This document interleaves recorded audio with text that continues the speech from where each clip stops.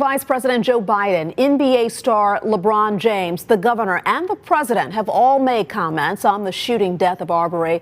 And now we're hearing from one of the law enforcement officials connected to the case. Our Frank Sulkowski reports.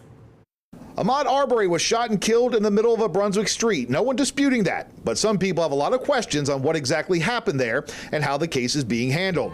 Protesters sprung up after a video of the shooting made it onto social media. Many of them are calling for justice because no one connected to the incident has been arrested as of yet.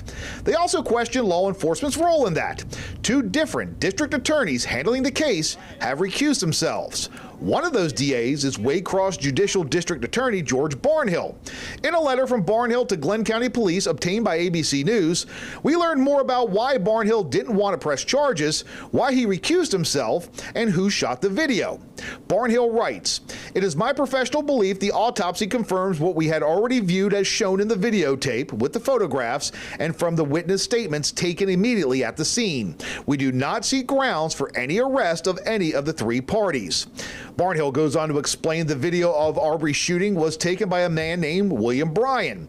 Again, quoting from the letter, "Travis McDaniel, Greg McDaniel, and William Bryan were following in pursuit of burglary suspect with solid first-hand probable cause in their neighborhood and telling him to stop. It appears their intent was to stop and hold this criminal suspect until law enforcement arrived. Under Georgia law, this is perfectly legal." Though Barnhill's letter does not elaborate on what he deemed to be first-hand probable cause, he does state that Arbery was shot 3 times and gives us a general description of the injuries. The shot is through Arbery's right palm, which is consistent with him grabbing and pulling the shotgun at the barrel tip. The second and third wounds are consistent with the struggle for the shotgun as depicted in the video.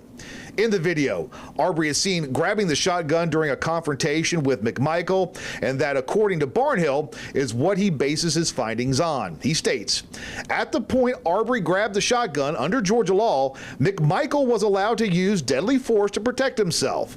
For the above and foregoing reasons, it is our conclusion there is insufficient probable cause to issue arrest warrants at this time."